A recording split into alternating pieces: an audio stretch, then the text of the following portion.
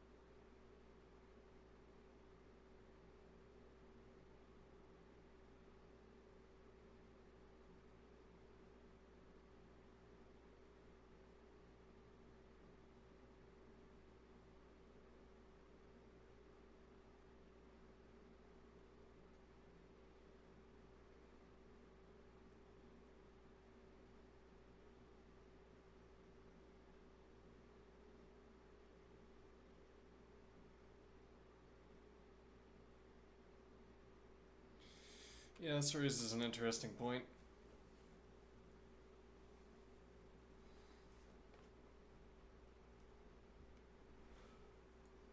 I can't have an immutable vector because I have to, if I'm going to make a function, if I'm going to make a function that cycles through a string and stores character counts, I can't have an immutable vector. I have to have a mutable vector.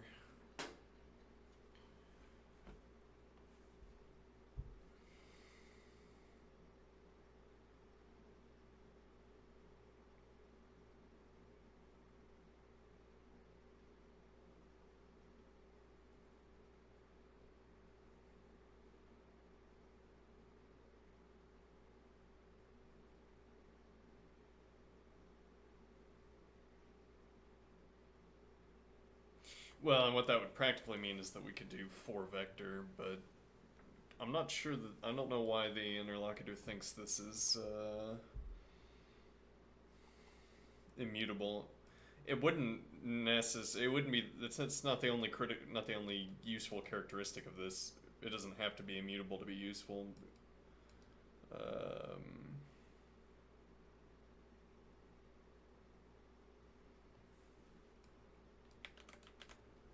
let's see.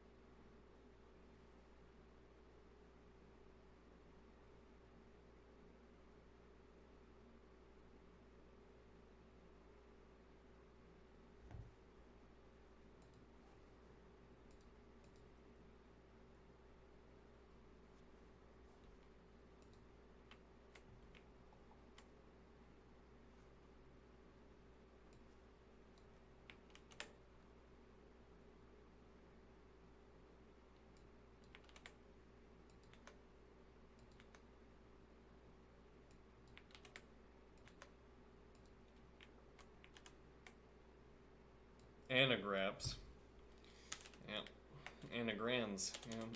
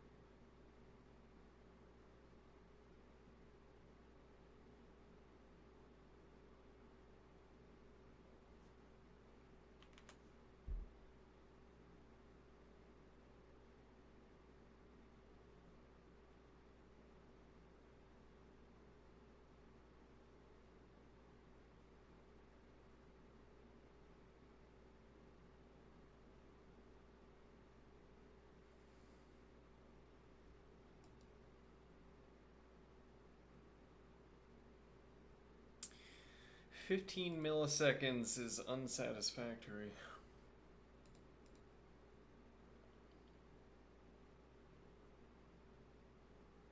How am I doing? Okay. Never heard about Racket. How is it? It has really good documentation, I would say. Really good documentation. Compared to my limited experience with other languages. 15 milliseconds is no good.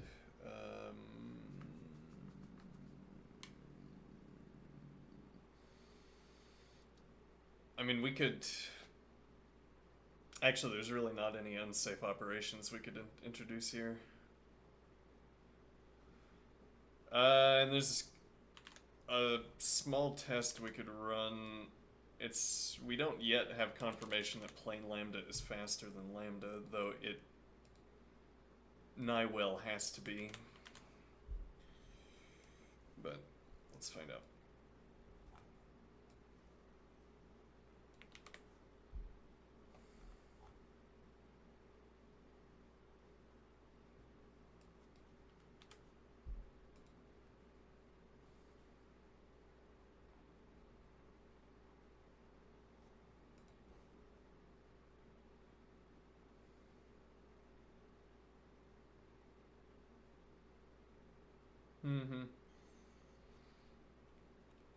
It's not much faster, but it is something. Right, plain. I mean, really, in a way, if it's going to save 1 millisecond, the disruption this introduces, having plain lambda, I don't know, we could do it like this, I guess.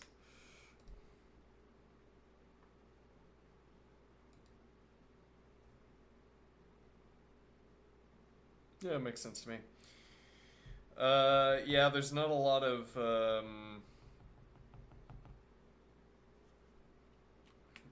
unsafe operations we could introduce here. This could be unsafe fx minus, unsafe fx plus. There's no unsafe hash ref or set.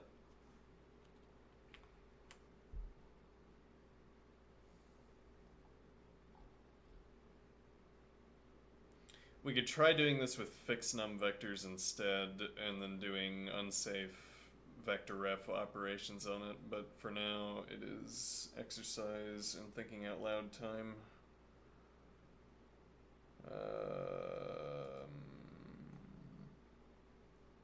So I think I will do that.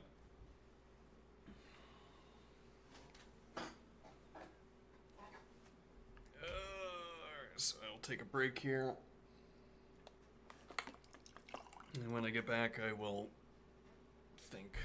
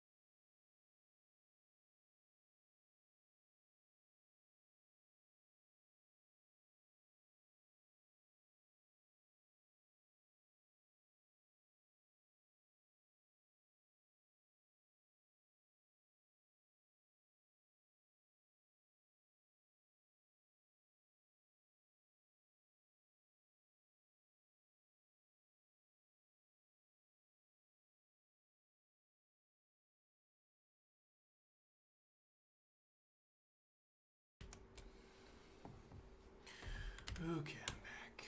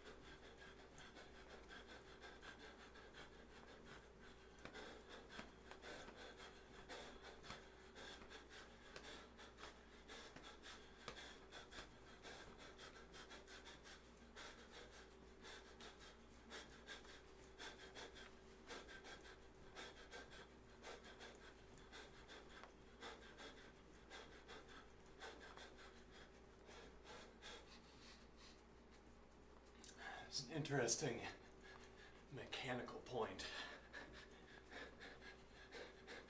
about the first-person point-and-click adventure I've been playing,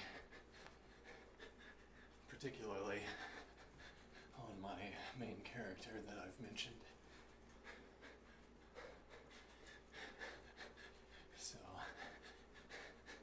I can jump to teammates in this first-person point-and-click adventure. I can fly over to teammates if they're in line of sight.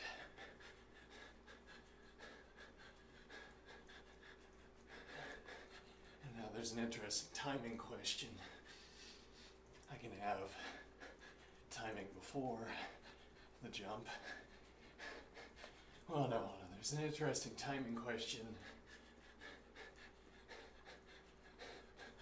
where changing when I initiate the jump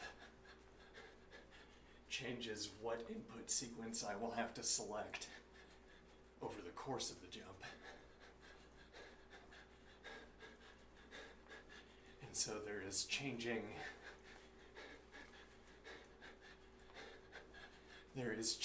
my pathing after a jump.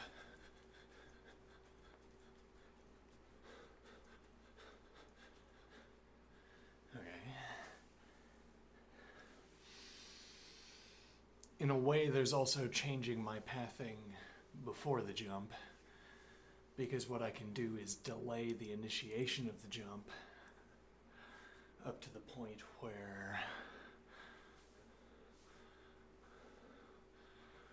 I can delay my initiation of the jump up to the point where a different input sequence will be required after the jump. And that can happen in two ways. I mean, the input sequence post-jump can be different in two distinct ways. The input sequence post-jump can be gradient-wise different. And what does that mean? Suppose I need leftward adjustment of my position. Okay. And now my teammate is moving in a straight line, and I need leftward movement. All right. So in this simplified example, which doesn't even work with the mechanics of the character I'm talking about, but in this simplified example, I wait for the character in the distance to keep moving in this direction, and that reduces gradient-wise how much I have to move to the left, because what constitutes a straight line has changed. Okay, and now each step that my teammate takes is a continuous, more or less, transformation, continuous adjustment of what my inputs will have to be after the jump. And the alternative way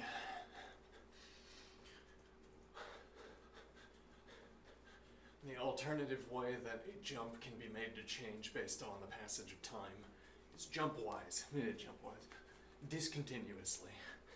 I have to take a different path. Not the same path, but with a minor adjustment accounting for how the circumstances changed in the distance. But a new path, there's some critical position that my teammate is going to cross, where beyond that point, I have to take a different routing. Okay, now my teammate gets beyond that position, and I choose the different routing. Now the point though is that waiting until my teammate is on the other side also changes the input sequence that I have to select, changes what the correct input sequence is, in a discontinuous fashion as opposed to the continuous fashion we described earlier, where the continuous motion of the target and the distance updates my pathing gradient-wise.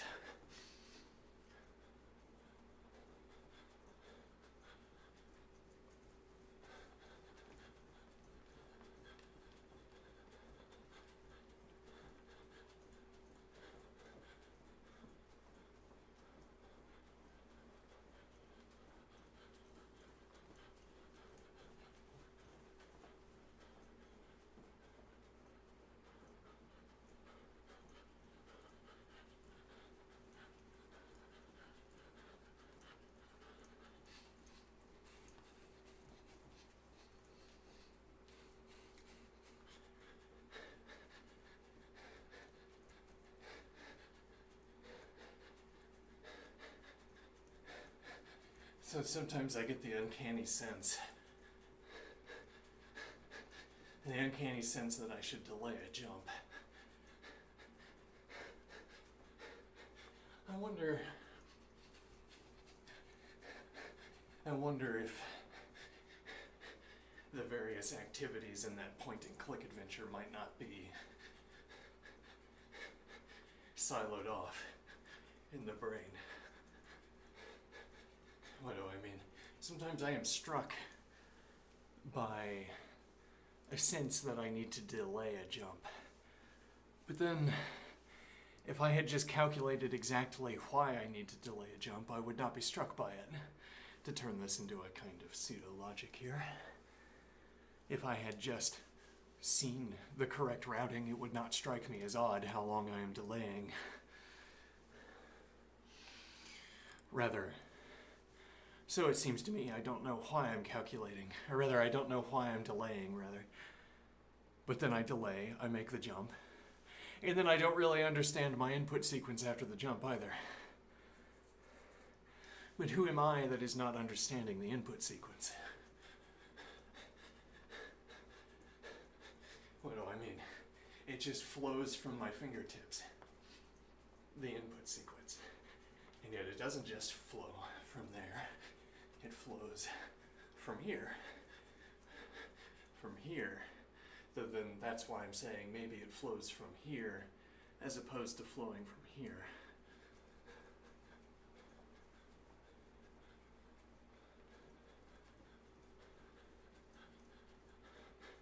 The idea being, I could be of multiple brains, as it were, each one calculating something distinct, and then I could be surprised by my own selection. I guess if the communication weren't strong enough between me and whatever's doing the calculating on the routing.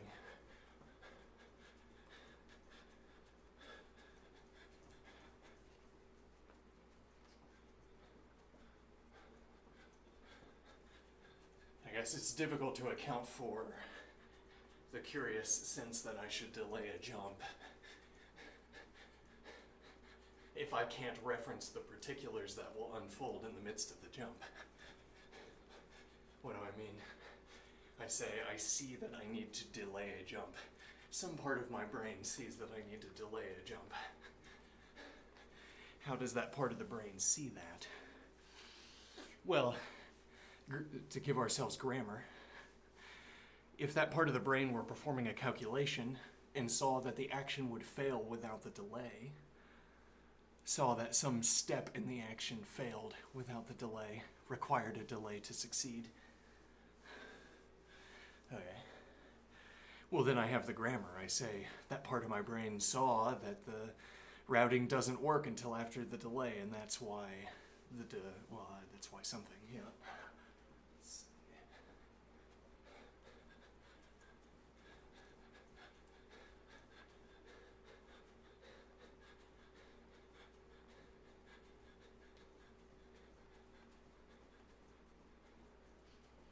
And yet I do not get the sense that I'm fully calculating pathings beforehand. If anything, I get the sense that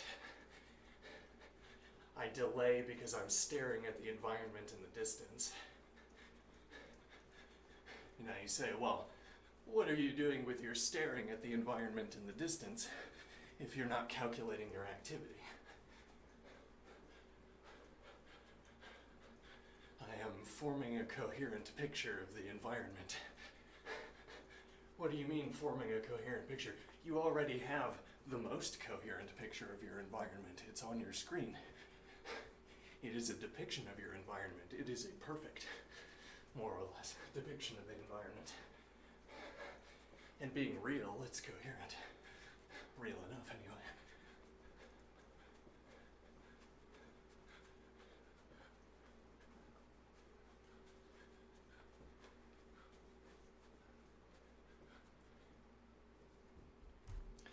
What is my point here?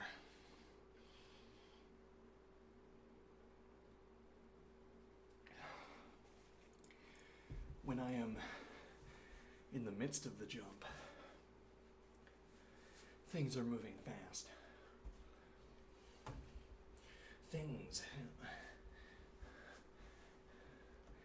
When I'm in the midst of a jump,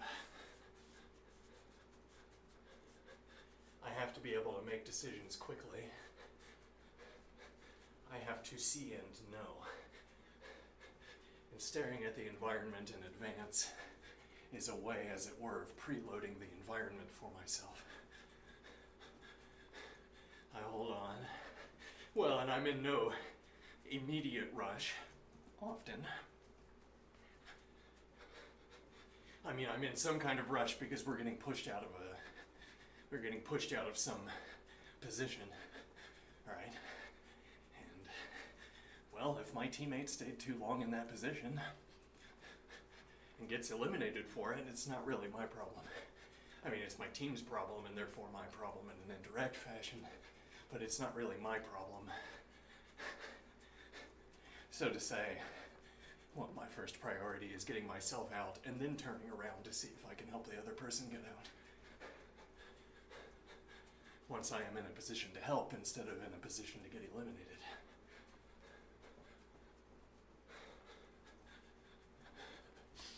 The point being, well, I'm with the DPS saying, and we're getting pushed out of our position, and I delay, and I delay. I'm waiting for the best jumping moment, I suppose. Well, and a point here. Let me think. As the zone that I get to occupy closes in and closes in, oh, it's like the sun on a vampire. I feel it burning me. Or it's like one of those battle royale games, except instead of a laser field or whatever, it's your opponent's line of fire coming in. Okay.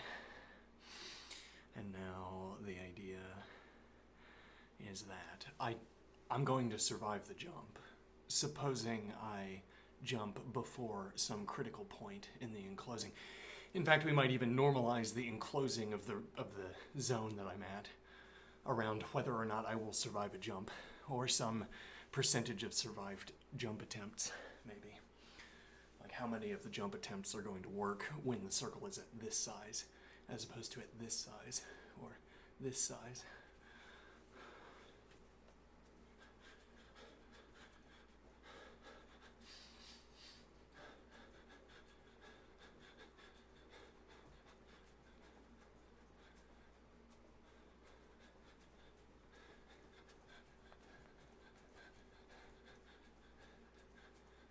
That's an interesting point. Intentionally waiting for teammates to go around a corner before I shift. Before I jump. Shift, jump, same. Shift is the key I press to do it. If I put a beam on a teammate and the teammate takes the corner, and now I activate shift, there's going to be, well, I'm going to go straight at the teammate, so I hit the wall head first, which is fine, and then I translate along the wall until I get to the corner, and then I go back towards the teammate and continue going in the direction of where the teammate was. Okay, now the critical point here is that translation period where I'm sliding along the wall. Now, unlike any other position, I have instances of a type. Any other position, I'm getting new types per instant. When I hit the wall and slide along it, I'm getting instances of the same type.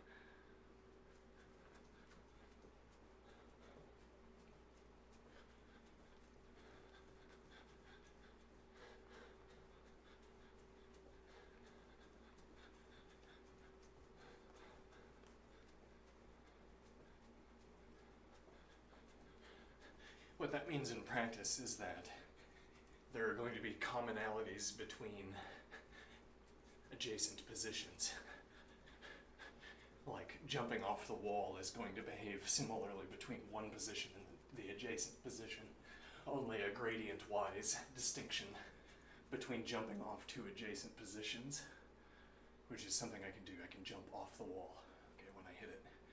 Now I can adopt the same key presses and make a jump at any point, even if I'm not on the wall, but the outcome of each of those jumps is going to differ from each other in a way that the gradient along the wall position jumps do not differ from each other, because they're all on a gradient, but these are not on a gradient.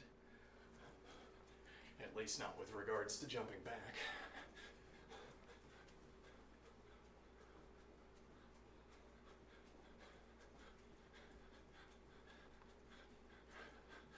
Though, if I shift towards the wall, I am also occupying a continuous position, so there is also some continuous description of my position relative to the wall, or my velocity at any given instant as I'm progressing towards the wall. Continuous updating to velocity, more, let's say computer continuous. Computer continuous updating to positions and velocity relative to wall.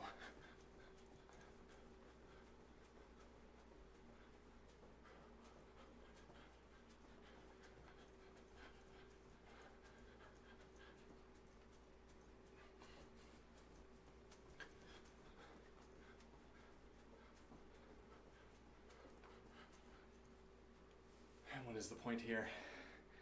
Right, well I wait for the teammate to get around the corner and now I get several similar jump off points. I also have the choice not to jump off.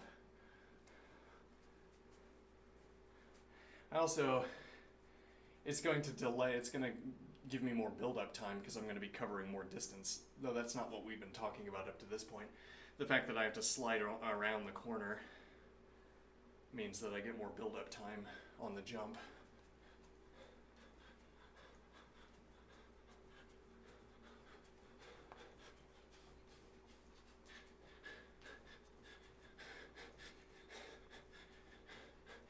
Also going to be easier to slide off the wall and then jump over the wall because I'm immediately at the wall instead of going towards the wall and then epsilon distance, as it were, error bound distance away from the wall. Like I want to jump over the wall instead, then, well, the ideal that we get with the wall slide is that I hit the wall, slide along it, and I'm in contact with the wall. When I go straight up, I'm already as close as I can possibly be to getting over the wall. As opposed to this case where I'm approaching the wall and I don't wait for the slide, or if there were no sliding, if for instance I stopped on impact, I'm heading towards the wall and then I jump, but if I jump too early I don't make it over the wall. Though also if I jump too late, well, I don't think that's specific to jumping too late. Let me think here. It's kind of an incommensurate example because if I'm not going to get a corner slide, well, no, I guess we'd say we are going to get a corner slide, but we're foregoing it. We're saying we'll let it go and I'll jump early. Okay, so I'm not going to get the slide because I'm declining it. So I'm shifting towards the wall, and then I jump. Okay. I'm trying to think, yeah, if I jump too early and fail to get over the wall, that's definitely a problem. If I jump later and I go over the wall, is there any advantage to starting at the wall, going straight up and over, as opposed to getting the correct jump? And that's less clear. I mean, I'm going to have 0 forward momentum is a point. I'm going to have, so actually that would be a matter of preference then, or a matter of what I want to happen when I get over the wall. So if I'm at the wall, from the wall slide, and I jump over, I'm going to have 0 forward momentum, or minimal forward momentum as I get over the wall. Whereas if I jump at a distance, I'm going to have forward momentum after I get over the wall, which means that I'm going to have to slow myself down, then stop, then reverse, which means I'm out in the open, or it could mean that I'm forward into cover.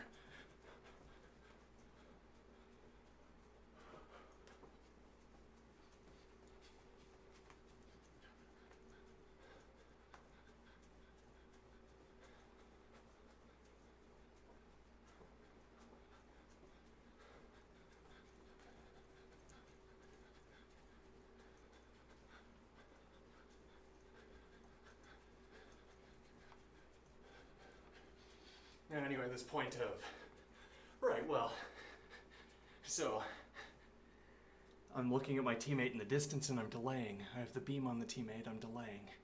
Gets around the corner and I activate. Okay, because there was a qualitative difference. Once the teammate is around the corner, there's a qualitative difference and not a quantitative difference. I've waited until the correct input scheme is the one I want to input. You might say, well, shouldn't you always want to input the correct input sequence? Yes, but by default, and therefore sort of uselessly. If I input the incorrect input sequence, I will be eliminated immediately, and there will be no further input sequences.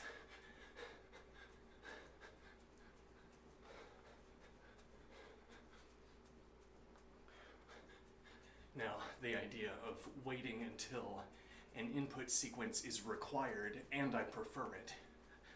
Well, I can't have a preference for input sequences before, if you see what I mean. Therefore, each current state, there's one correct input sequence, so we're allowing for this example. One optimal one. Okay. So I can't have a preference between two different input sequences in one frame. There's only one. All right. So the preference for input sequence has to arise between frames. Now, yes, I always prefer the correct input sequence, but that word prefer has been stripped of its mechanical connotation, its mechanical meaning. To prefer was to select an input sequence, but to select by waiting, my preference was revealed. I instantiated my preference by choosing which frame to activate the jump on.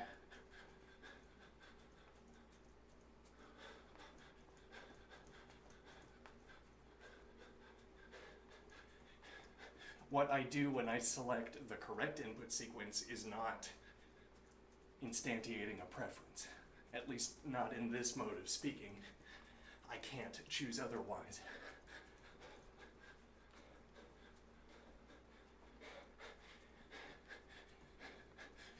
It would be stretching the meaning of the word preference to say that I prefer the correct input sequence to being eliminated immediately. Being eliminated immediately isn't an option at all. It's not in the field of options. The field of options is one per frame, but then it's all the different frames I could choose, somehow arranged in a two-dimensional space instead of the one-dimensional space of a timeline.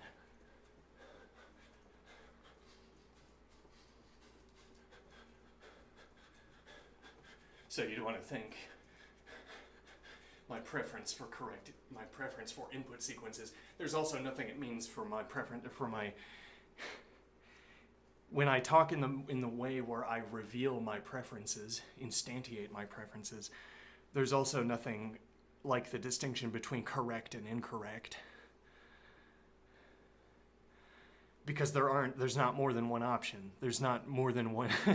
there is nothing there is that could be incorrect, because there is only the one option and it is correct. But that's the same thing as just saying there's only the one option.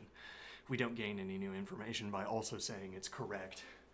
We can't compare the correct option against incorrect ones, because there aren't incorrect ones to compare it against. It's in the other mode of speaking that we shed because we didn't want to entertain it. It's in the other mode of speaking where there are correct and incorrect choices, and what differentiates them is that there's one correct one and all of the other ones are wrong. But in our chosen mode of speaking, where I instantiate my preference, you'd want to think about that as happening on a timeline, because I'm waiting a frame, or I'm waiting 2 frames, or I'm waiting 3 frames, ... before I activate the jump. And in each frame, there's a new input sequence.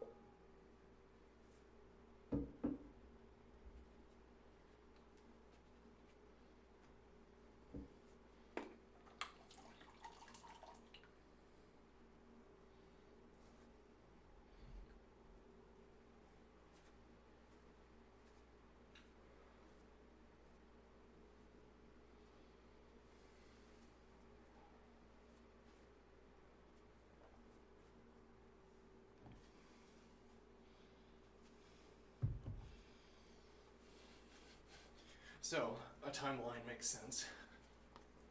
You have one frame lined up after the other.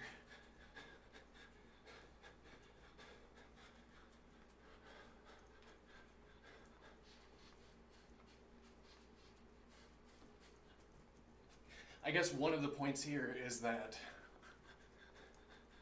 there's always at least a payoff. Well, I say always, but okay. There's always at least a payoff to getting more information before you jump. What do I mean?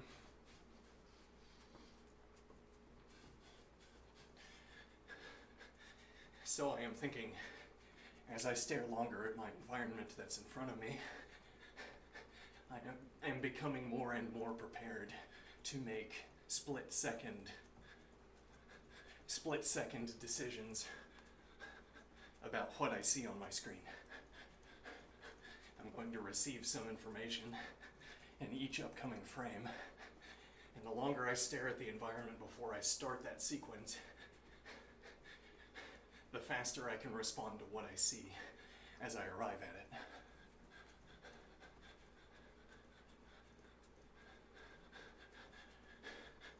There's also a payoff. Payoff may be best exemplified by a sniper. I hold off, I stare at my environment, but also I'm listening. And then I hear a sniper shot and I'm on the move, and I jump.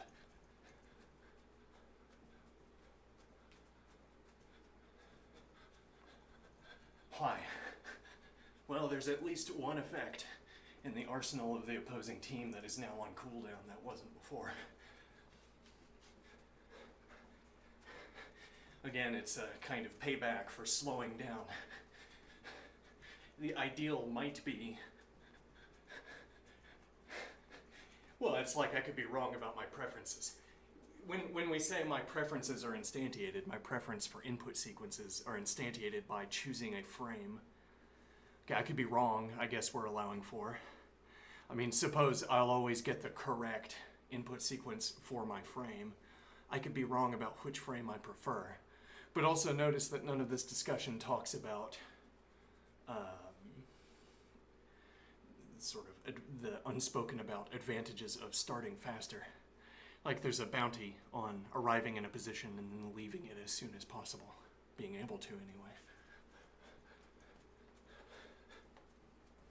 I mean, I'm delaying frames. And I say I'm gathering information. So I could be slow at gathering information, as it were. As it were, I need to load a jump in my head before I make it. So I need to gather enough information to load the jump. If I am slow at this, then I am missing frame selections that are earlier in the timeline.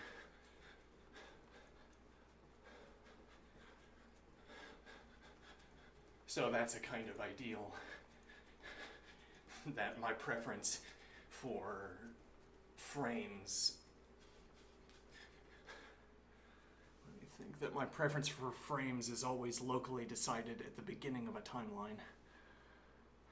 What would that mean? I say, no, I don't like that frame, that's a bad one. Poof. Yeah, I like that frame. The one immediately after it. And then I jump. Okay, that was a local decision at the beginning of the timeline, at the beginning of the timestamp sequence. A local decision.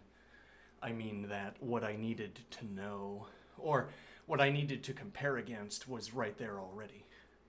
I needed to compare against an explosion happening right in front of me to know that that was a bad frame. By comparison, the next frame is good. Okay, so now the goodness of my frame, or the reason for my preference, is local. It could be that waiting a few seconds, there's going to be another frame that also succeeds relative to its surrounding frames, but somehow it's better.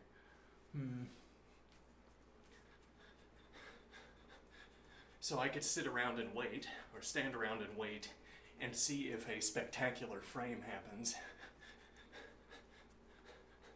Spectacular, yeah. See if a spectacular frame arrives.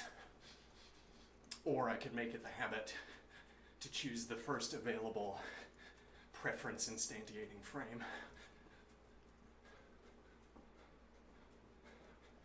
And then the idea is I'm missing what might be better jumps, but I'm making up for it by making more jumps.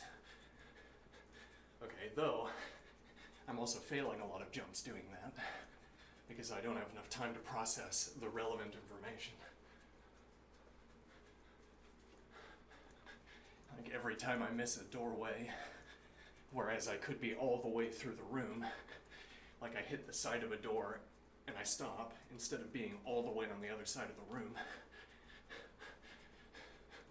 that's an occasion where a longer period of reflection might have saved me time, interestingly.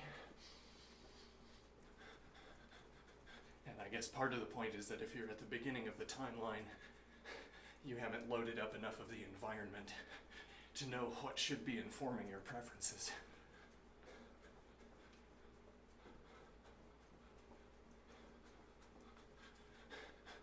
Now, what screams in my head the entire time I'm playing the game is that you have to move or you are immediately going to die.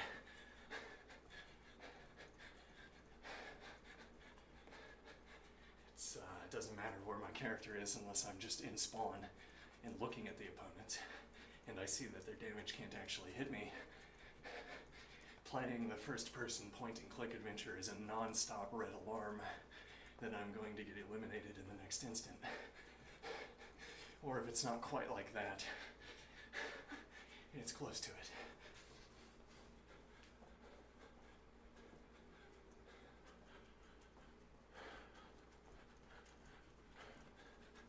So, sitting still or standing still and loading the environment. What, you want me to get shot in the head? No, I'd rather not load the environment. See you later.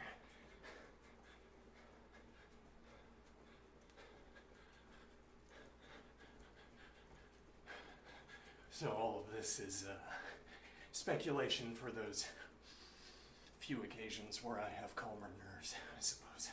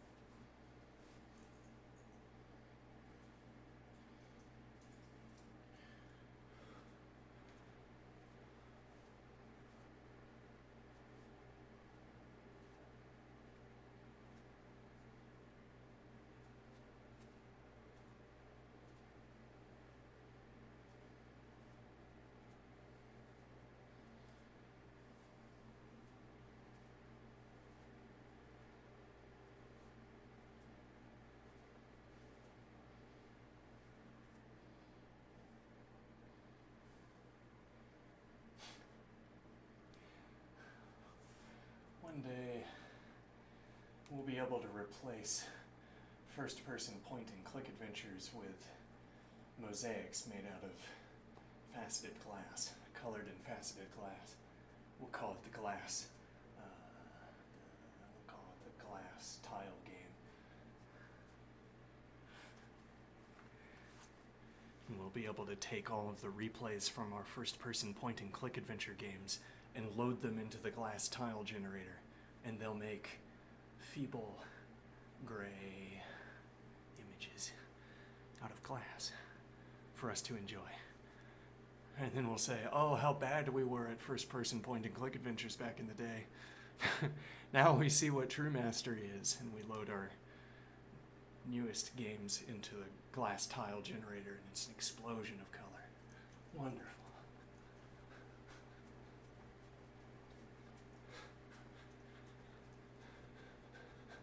And then we'll just play the first-person point-and-click adventure through the tile generator instead of actually playing the video game. Much more tactile, much more enjoyable, I think. Slower pace, too. And we'll say, why didn't this attack succeed? A little bit like how a Go board is, a Go board is a lossful, primitive data object for representing. No, If I say it's a lossful primitive data object for representing a game of Go, yes, because it only has its current state. Unlike chess, more of the structures of Go stick around at the end of the game, but you can still remove tiles. Yes, though actually, can't you... Interesting, I wonder how reversible Go is. Interesting. If you could perform retrograde analysis on Go boards, and you take advantage of the fact that if there's a hollow position that's 10 cells large, 10 cells in area, and one side is down 10 tiles, well, there it was before it was taken.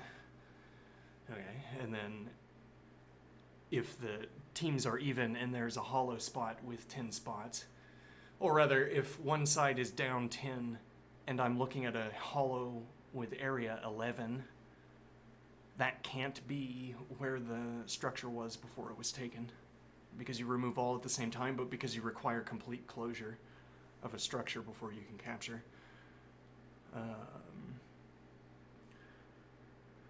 What is the point there? So the opportunity for retrograde analysis of a Go board, saying that if there's a hollow, and that hollow is there because you captured a collection of cells, the area of that hollow must be less than or equal to the number of opposing tiles that were in the area. It could be less than if you filled them in yourself, though I don't know that there are reasons to do that. I'd have to look at how Go is played again.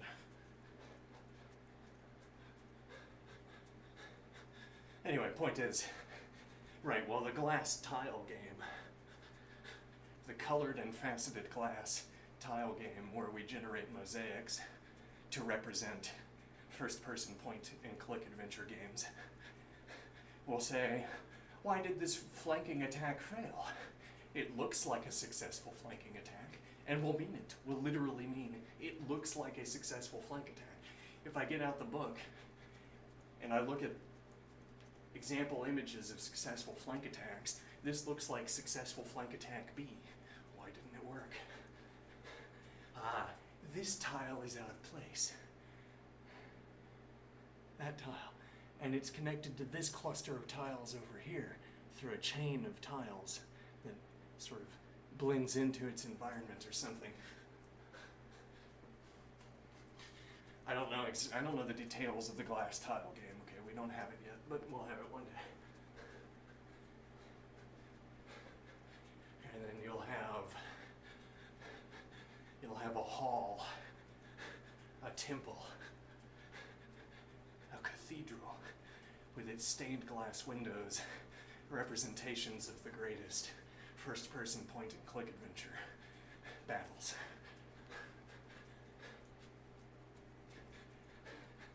And you'll be able to go in when the sun is shining through it and sit in quiet contemplation. Oh, genius. How did they think to do that?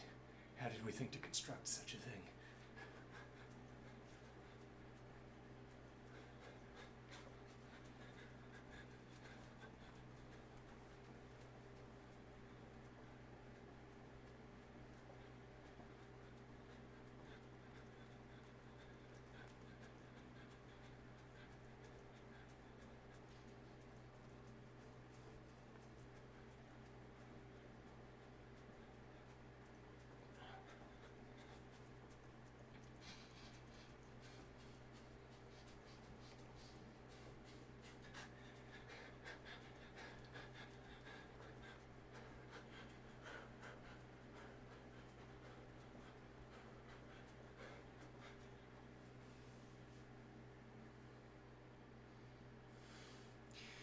You know, I've noticed in the past, that's not a good entry point to this idea.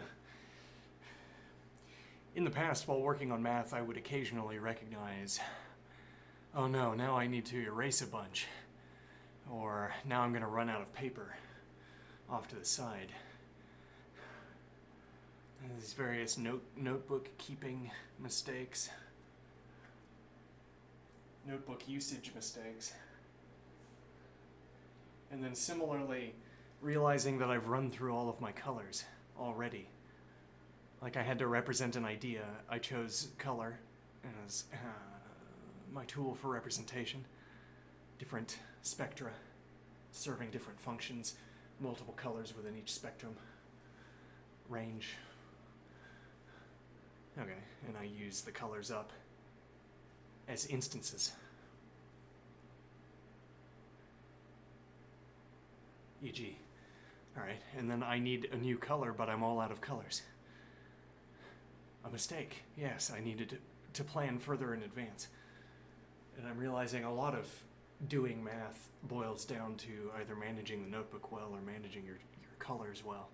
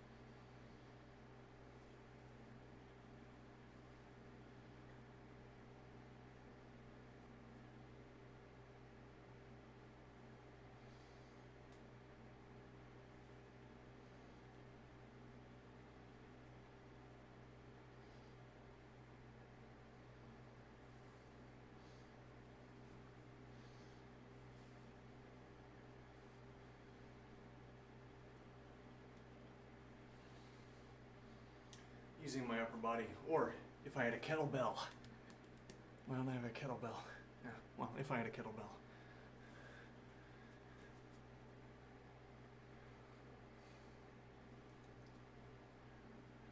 The weight, pulling myself in with the weight, yeah. And the idea is every time I change positions with the upper body, every time I jump with the upper body, I'm trying to line it up with a movement in my legs. I'm trying to take advantage of the fact that I'm shifting weight, or that I have stabilized a way of moving weight quickly. I have stabilized a way of moving weight quickly. Okay, that gives me, as it were, a continuous resource. Gives me a continuous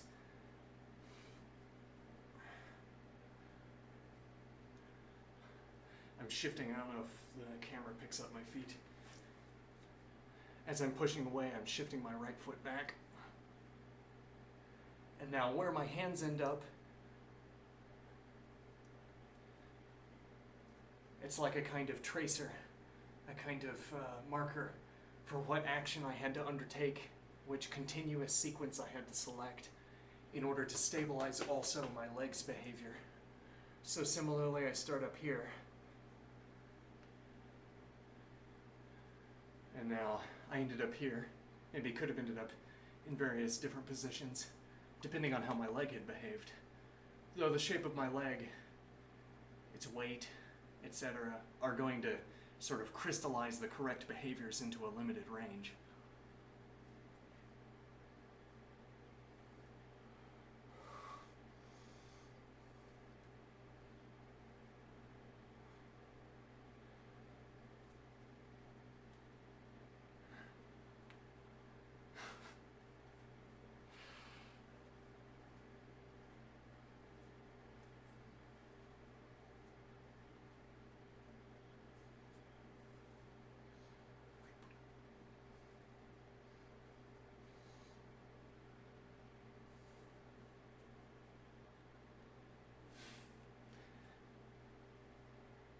if my right leg is certain, I don't need as much of the continuous resource.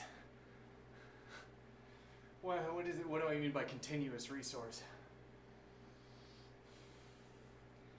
I made the note that I'm looking with my upper body for a stable way of moving weight.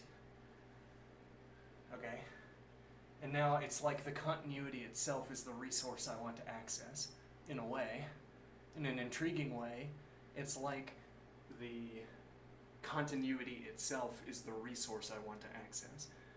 In a more banal physical accounting, the resource I want to access is inertia or momentum or something.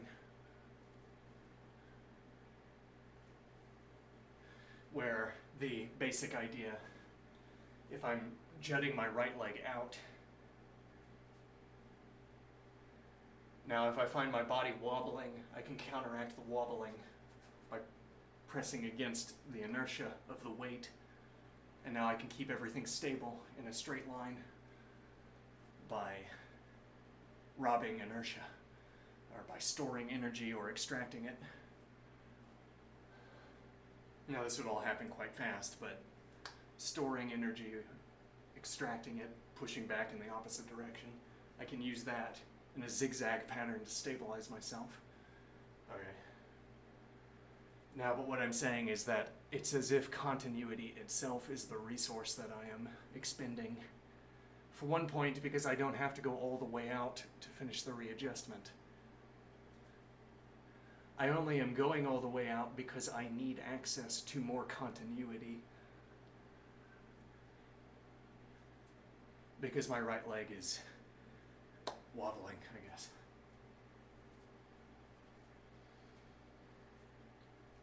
Well, what do I mean that I need access to continuity?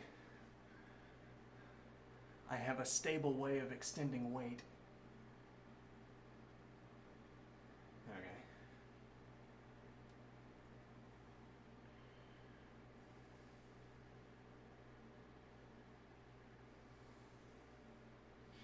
Now, when I make a choice about robbing or storing energy, taking or storing energy in the weight, I need to be correct about what the outcome is going to be, hence stability. If I need of a sudden to store energy rapidly into the weight, I need it not to shift in my hand. I need it not to swing up or around and break my forearm, e.g., which would ruin the whole operation. I can't have it swing up around the hinge and bash me underneath the forearm either, because that would jump up my body. My arm would shift position. It would be unstable. And then I wouldn't be able to say that I wouldn't be able to choose among the available upcoming positions. I wouldn't have a stable way, an established way of choosing between the upcoming positions of the weight if it's just bashed my forearm up. I don't have careful choice to continue controlling my right leg. But then any instability is like that. If I hit an unstable zone, if for instance my muscles give out when I hit a certain length away from my body and I dip, now I don't have control. Now I don't have the choice of upcoming positions.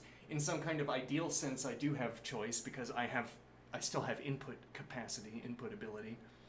I can store or withdraw energy. I just don't know I don't know which of my body inputs corresponds to the weight input of storing energy, and I don't know which of my body inputs corresponds to the weight input of extracting energy anymore.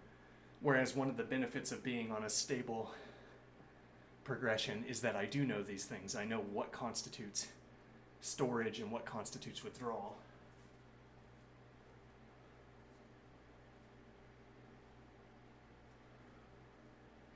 So I'm saying I need continuity.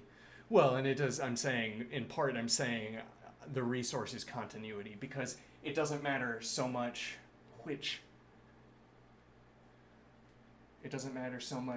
of these options I choose.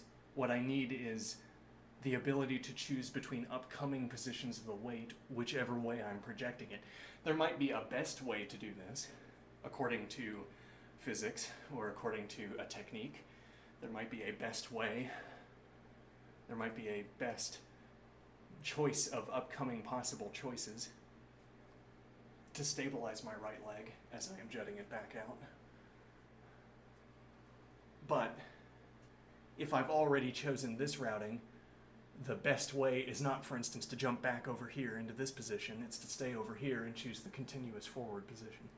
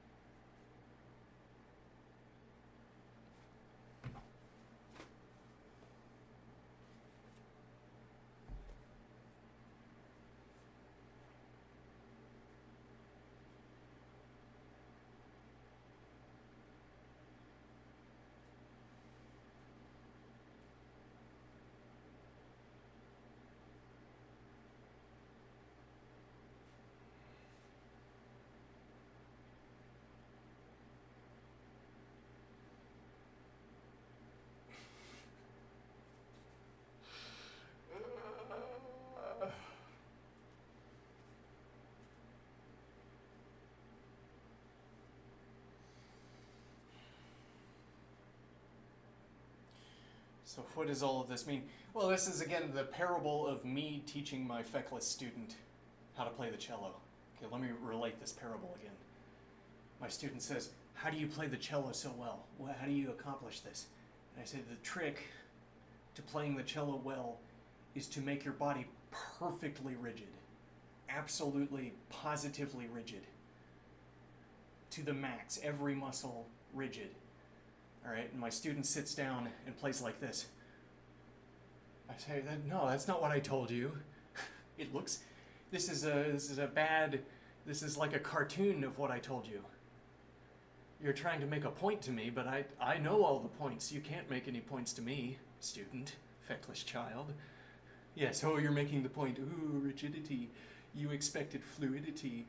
Ooh.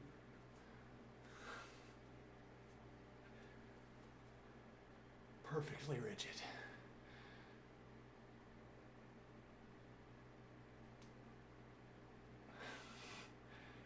Absolute rigidity.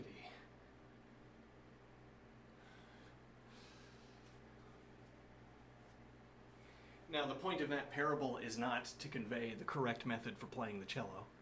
It's not to say you should try doing what I just said. The point is that it's easy to take, well, the parable, you can apply whatever lens, whatever, what is the word, polarizing lens you want to get different colors out, as it were. In this case, you get the description waiting and looking at the environment before a jump on the character that I play in the video game that I play. Looking at the environment is a way of pre-calculating the action that you're going to have to undertake when you get there. Okay, so now you want to say, so before every jump, I should stare at the environment I'm going to jump into. And that's just the problem. You put yourself in the position to see, you put yourself in the position to do the calculation, but what is it to be doing the calculation? This extra bit, in addition to the rigidity, what is it that I'm getting here? What am I doing with my...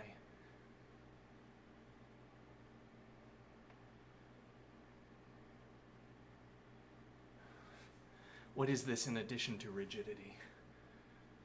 Why do I want to call this rigidity? Yeah, and why do I want to call looking at the environment? Why do I not want to call it loading the environment, e.g.? But then supposing I call it loading the environment, why do I want to call it that? So you put yourself into position by making your body perfectly rigid for one frame. You put yourself into position to execute the command or execute the advice, to adhere to the advice. Okay, but then now you're looking at the environment. What are you supposed to be doing while looking?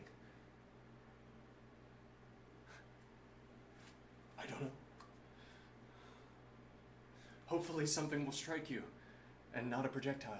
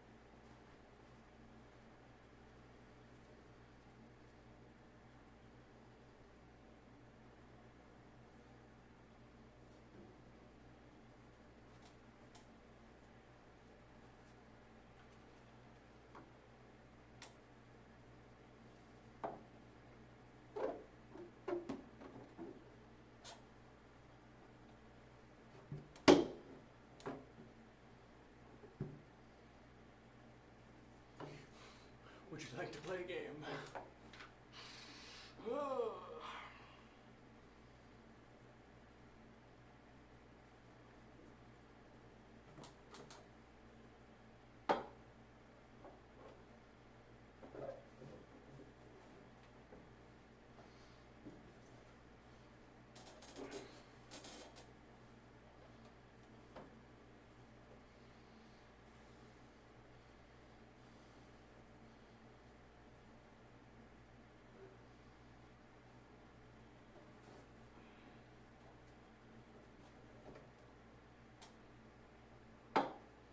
I found it.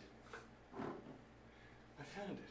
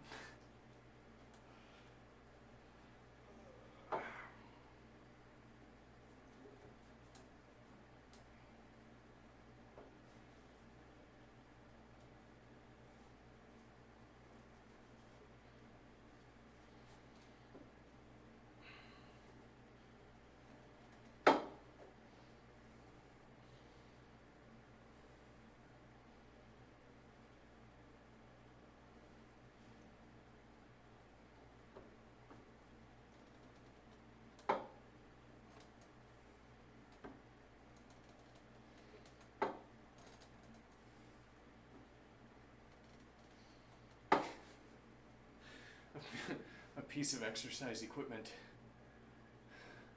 Model the activities of like the jobs of the past. Get exercise equipment like a smith. Though, I guess if you want the exercise equipment of a smith, you'd have a hammer and an anvil. Difficult to think what you would sub in.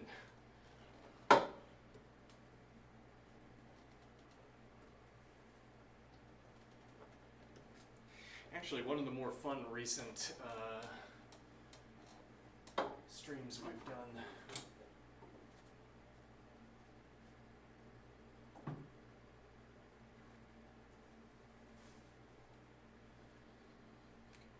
One of the more fun recent streams we've done. Right, I imagined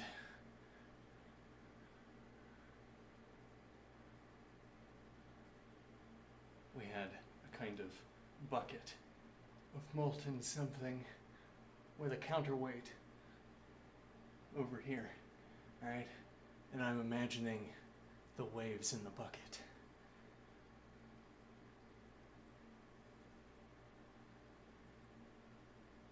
Ah, I spilled.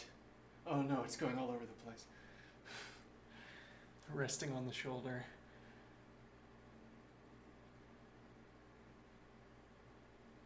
And now I'm thinking our rod here would have some flex to it. Why would we want our rod to have flex to it? If I notice that one of my mistakes has stored energy in the rod, I can extract energy from the rod rather than letting the rod recoil to get rid of the energy. Well, not recoil, straighten back out. So to say, my motion might not be continuous. I might have a jerk forward or a muscle spasm or something. Or I realize there's a gap in my muscle coverage, so I can't smoothly, like that. It's like something just popped there. There's some gap in my muscle coverage. Okay, the rod jerks. All right, now the cauldron doesn't, or there's a delay. Now there's a bend in the rod. Okay, and I want to rotate backward before the rod uncurves, launching its contents forward. Okay. The idea would be, whenever I notice any such jump, I counteract the jump and then continue. It's like I have this continuous motion. Jump, reverse. And now, as it were, I'm keeping a continuous motion on the hips, but I'm resetting with the upper body. I'm resetting the rod that's been bent out of position.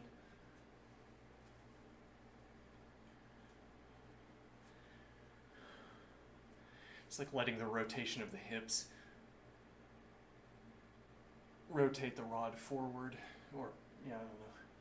Well, so we jerk forward, there's a curve back, we overcorrect, and then we finish the correction by simply moving forward, continuing the hip swivel.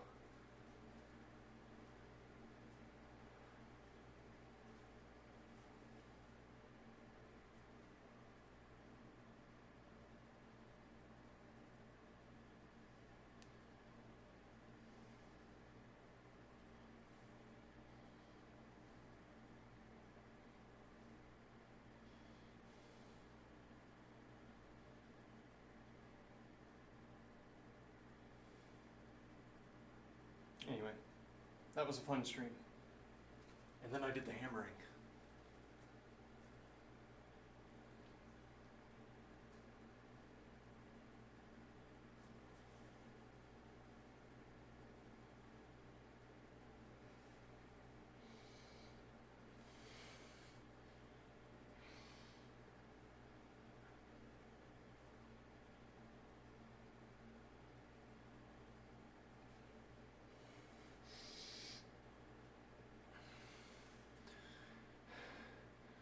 There's an interesting point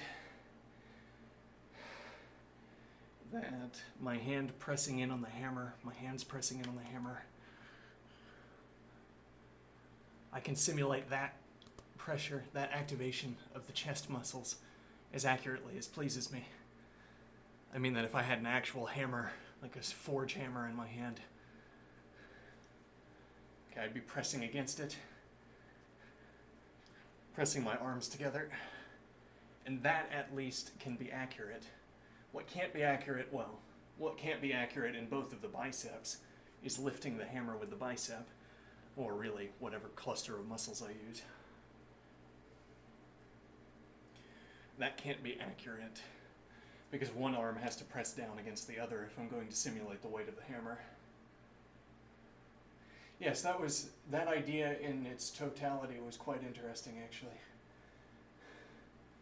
We were talking about simulating activities. Yes, well, it's like we were trying to imagine I have to press down on my right arm to emulate whatever, picking up the hammer. Okay, but that means that my left arm is not also picking up the hammer. I can't force both in the same direction to simulate the weight. Okay, so I'm pressing down with my left arm. Now there's a question, can I press down with my left arm in such a way that I am practicing some other activity?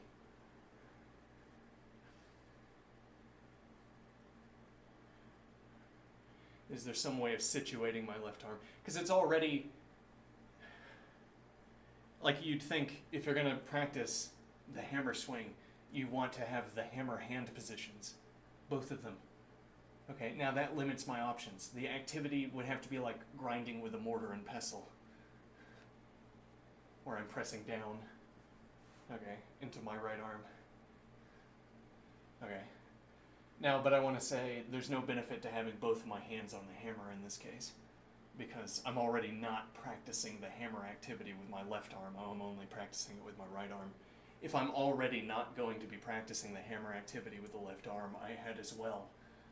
So I am thinking, analogistically, I had as well grip my arm in some other way.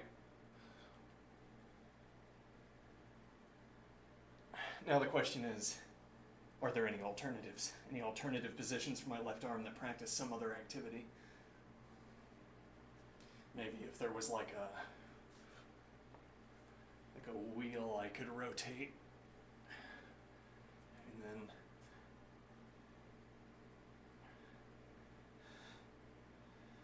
it's like I have a little platform and I rotate and the spoke continues down under my feet and back up around.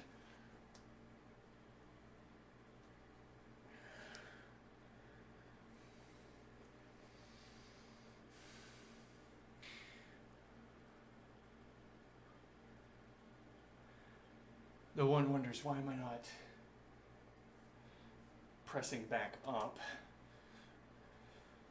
Yes, well, first we want to simulate the weight of the hammer up, and then we want to increase sort of crushing strength or strike strength by resisting the downward motion. Though there's also the idea,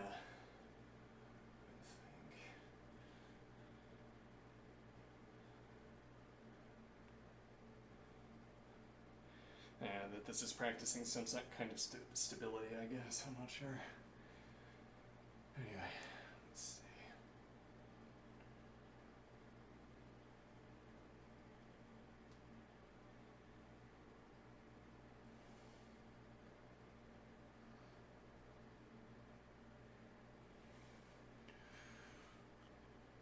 But anyway, I'm not finding an activity for the left arm that emulates anything I want to do.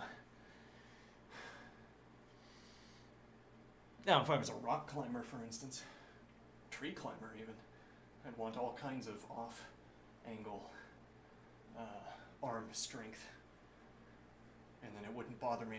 Any kind of combination of muscle activation I could get would work well. So I am imagining. I don't do much climbing, so I wouldn't know. Yeah.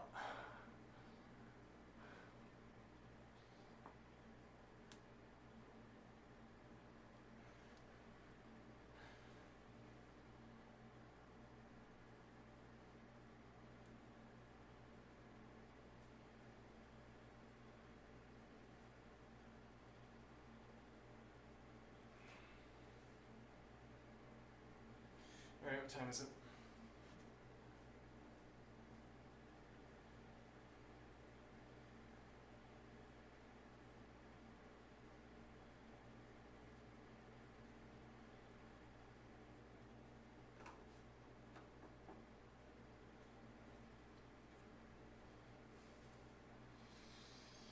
Has this segment become a little bit anemic, I wonder?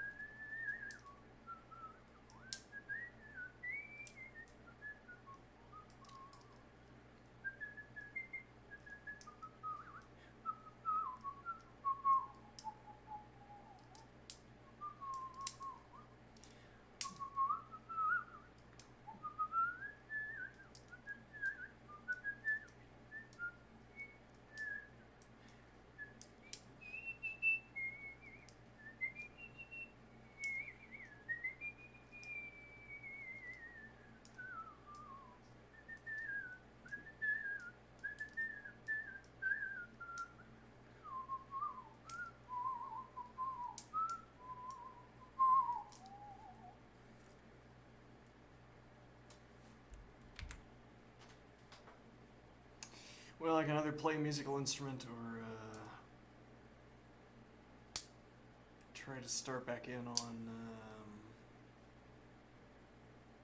remarks on the foundations.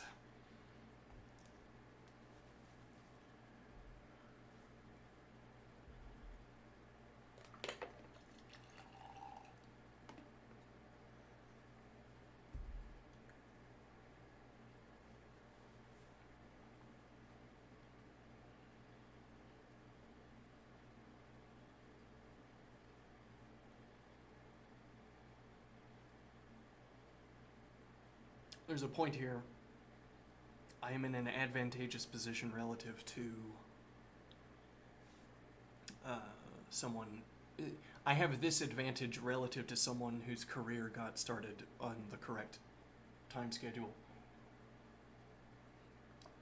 If I had gotten started in my early 20s like I should have, I would be decaying. The sort of leering sense that you peak at some point in your 20s with math, computer science related activities, maybe early 30s. I'm not in my early 30s anymore. 34 or whatever. But, right. Well, so I'm past my peak. I'm having to fret every year. Oh no. I might never get as good of a point, as good of an observation again. But now, I don't think we're done improving relative to, relative to immediately prior to starting this project, I guess.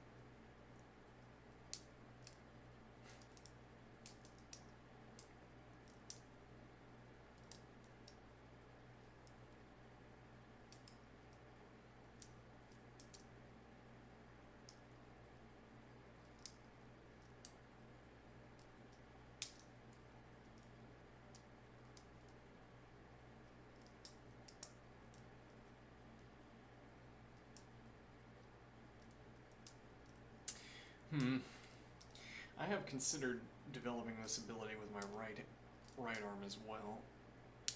This is a pale, though maybe This is a rough imitation. It looks like I'm doing mostly the same things, but if you had the appropriate metrics, you would see that this is much less refined. I wonder if I would be better at a first-person point-and-click adventure if I did this with my right hand instead.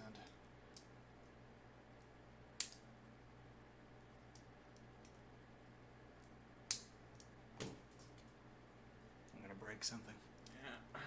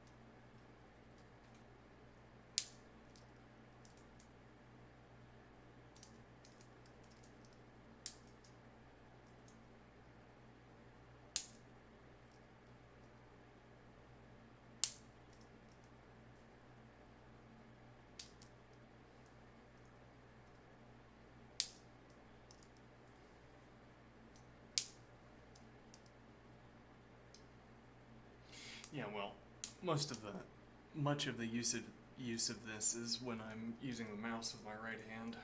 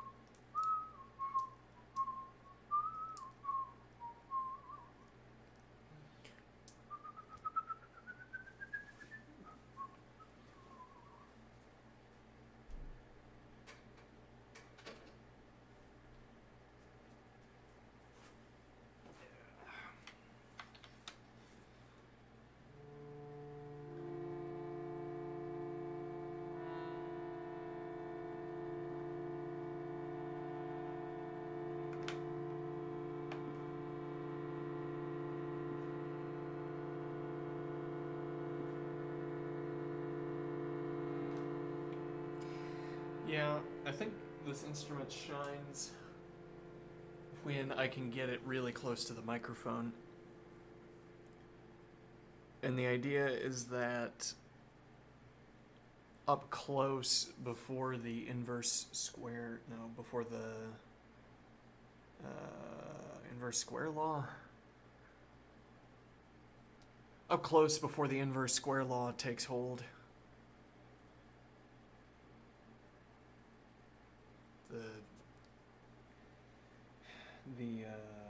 This is a reference to the formula for the strength of sound as it spreads out. if I have the microphone close to the instrument before sound has had a chance to spread out from the object, I can identify if I make small adjustments in the position of the microphone relative, or the instrument relative to the microphone, I get larger changes to the sound that's passing through the microphone. So I am thinking, because I guess the idea would be that there are critical thresholds for sounds emanating from the Shruti box, from the copper reeds. There are thresholds for the sounds emitted from the copper reeds that fall, like there's a, so I'm imagining there are several factors in the envelope, several factors in the sonic envelope that drop off up close, and then as we get farther away, it's a continuous decay as opposed to a kind of jump value. But now I'm not sure why that would be the case, and I'm not sure I've conveyed very well what my description is trying to capture. I'm saying, I suppose that up close there would be, like, there's a higher density of distinct sounds, factors in the sonic envelope. There's a greater density of distinct sounds up close, where the number of sounds that fall off per centimeter, as it were, decreases over time. And the point would be that scooting away, or moving away a centimeter, or moving closer a centimeter is a way of selecting whether those dropped out sounds are in the recording or not.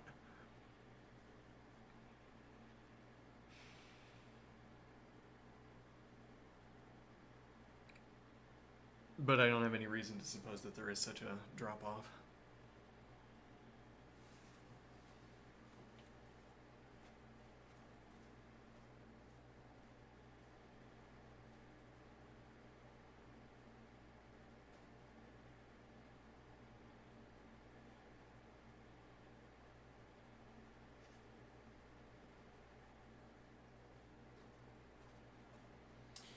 One moment.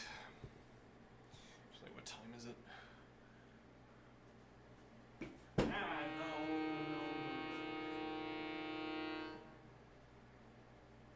Boo. Yeah. All that talk about care. What does it amount to?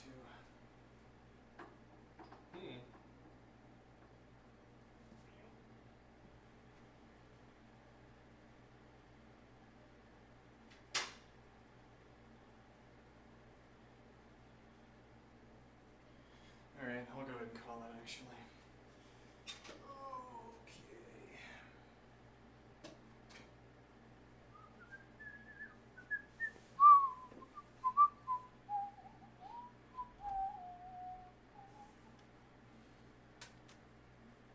I want credit on my minutes streamed, so I'm going to move some supplies off my desk before I terminate the stream.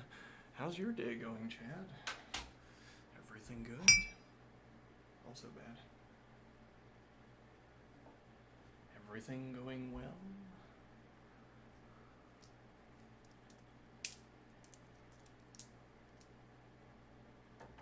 Did a loudly barking dog wake you up 4 or 5 times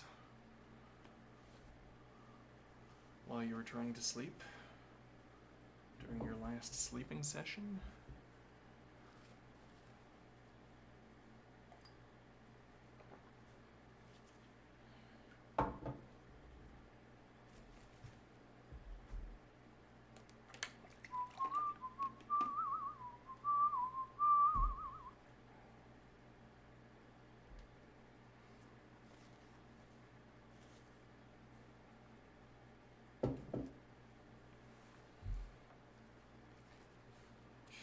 Okay, chat, see you later.